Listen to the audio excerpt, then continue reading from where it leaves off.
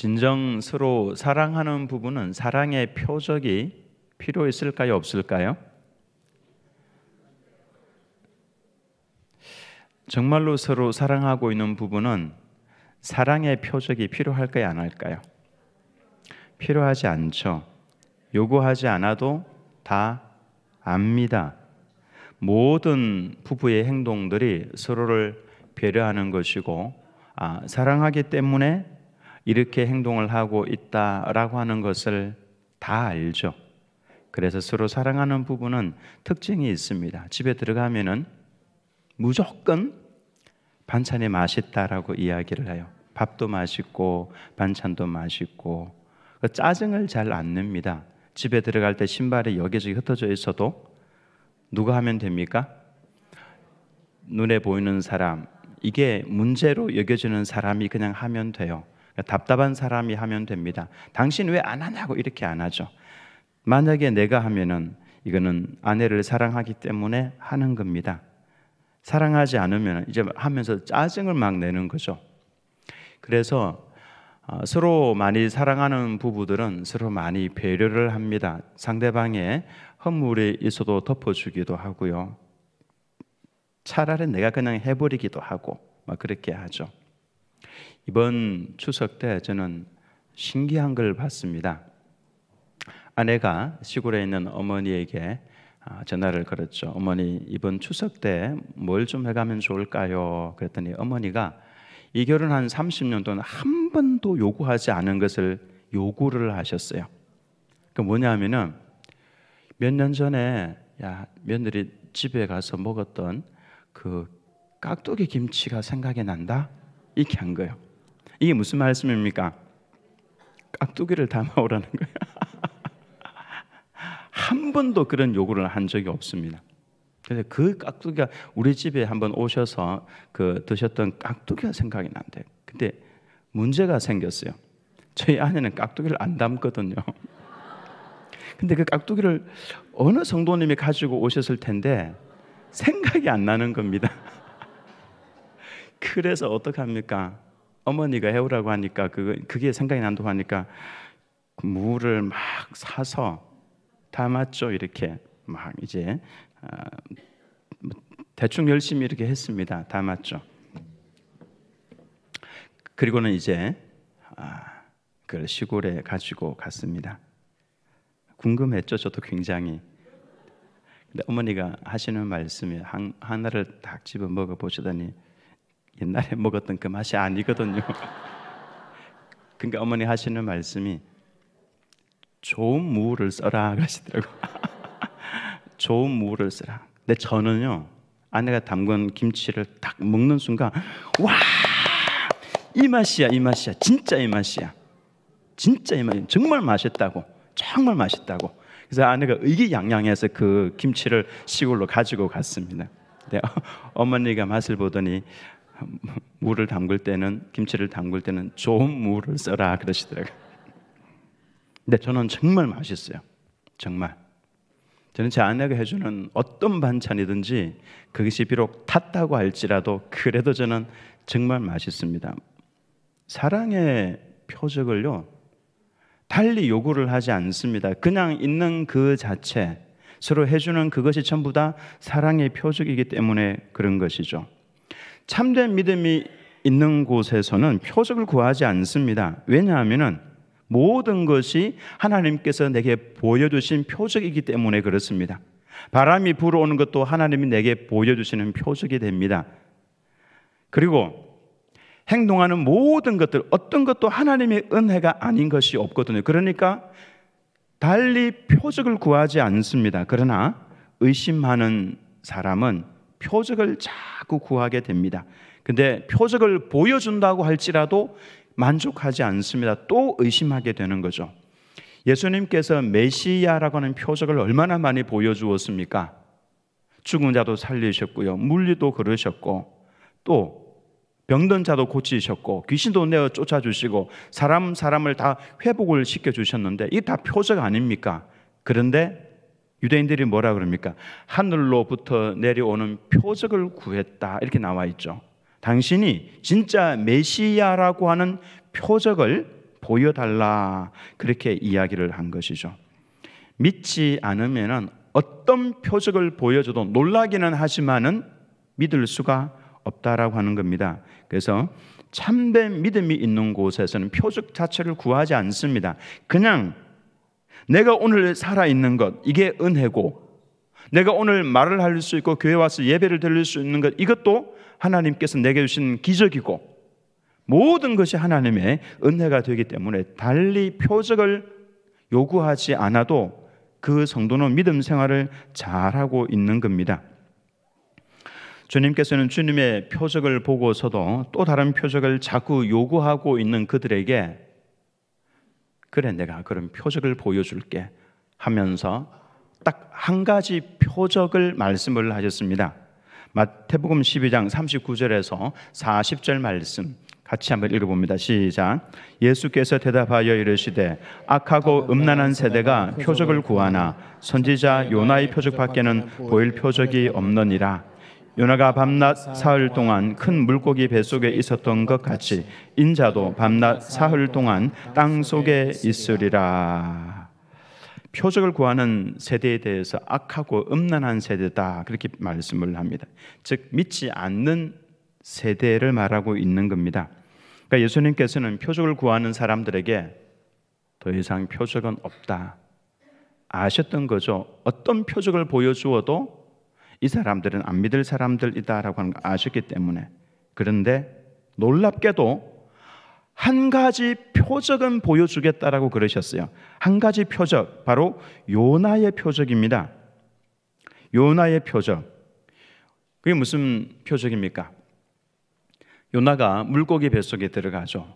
거기서 사흘 낮과 밤을 그곳에서 지냅니다.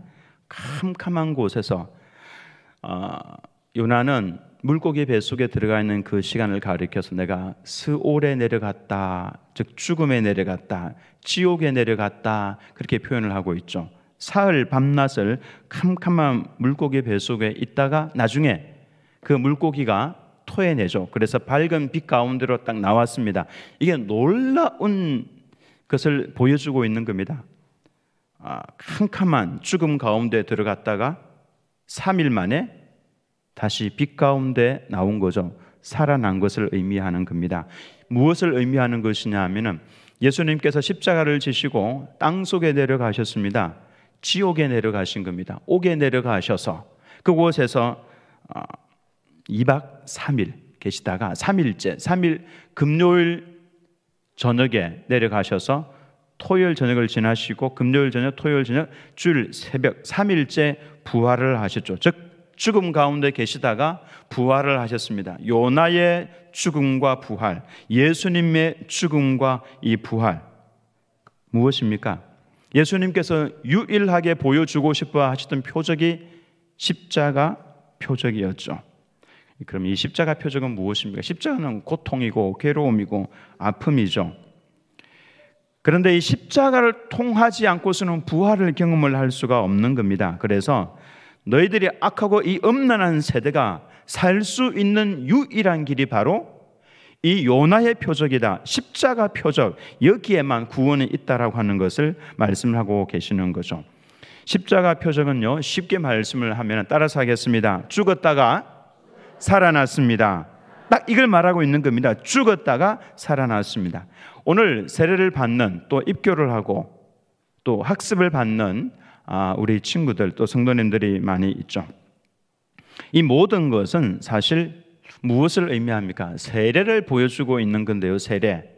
입교를 한 친구들도 유아 세례를 받았죠. 이제 그 의미를 다시금 되새기는 겁니다. 학습을 받는 성도들도 내년 초반에 세례를 받을 겁니다. 세례를 받기 위해서 이 모든 것을 하는 것인데요. 세례의 의미가 무엇입니까? 세례는요, 죽음을 의미하죠. 오늘 제가 물을 이렇게 끼얹을 겁니다만은 조금 많이 끼얹을 겁니다. 물을 이렇게 작게 갖다 놨죠. 저를 잘 모르시네요. 자, 물을 지금 머리에 끼얹습니다만은 예수님 당시에는 세례 받을 사람을 요단강으로 데리고 가서 그 요단강에서, 물론 다른 강도 괜찮습니다만은 푹 잠그죠. 머리를 푹 잠그는 의미가 있습니다. 죽었다 그 의미입니다. 요나가 물속에 들어 죽었던 것처럼 예수님이 십자가에 달려서 땅속에 내려 죽으셨던 것처럼 푹 잠그는 것은 나 이제 죽었습니다. 뭐가 죽었습니까? 지옥에 가야 할 옛사람은 죽었습니다. 옛 성품은 죄악을 지으면서도 자랑스럽고 자랑하고 있던 그 옛 성품은 다 죽었습니다. 옛날에 내가 가지고 있던 이 악한 성품들은 다 이제 죽었습니다. 그걸 의미하는 겁니다. 그리고 이제 끄집어 올리죠.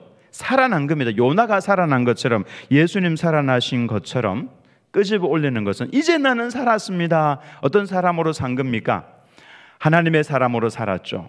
천국에 갈 수 있는 사람으로 살았죠. 옛 성품과 단절된 새로운 사람으로 다시금 살아났습니다 라고 하는 것을 의미하는 겁니다. 그래서 세례를 받고 나면은 이제 옛 사람과 새로운 사람과 이제 단절을 하고 새로운 사람으로 살아간다. 나는 이제 새로운 사람이다. 따라서 하겠습니다. 나는 이제 새로운 사람입니다.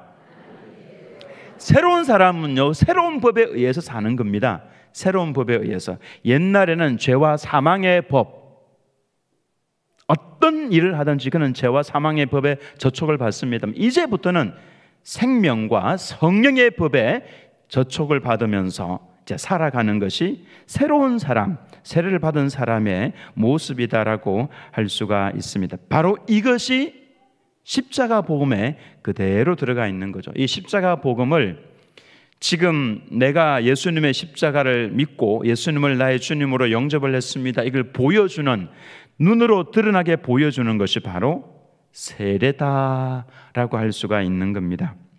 거듭난다라고 하는 것이 무슨 의미인지 제가 이번에 입교 세례를 받는 우리 성도들 양육을 하면서 가르치면서 거듭나는 게 뭡니까? 이번엔 우리 입교하는 아이들이 좀 많았어요. 그래서 물어보니까 거듭나는 게 뭔지를 잘 몰라요.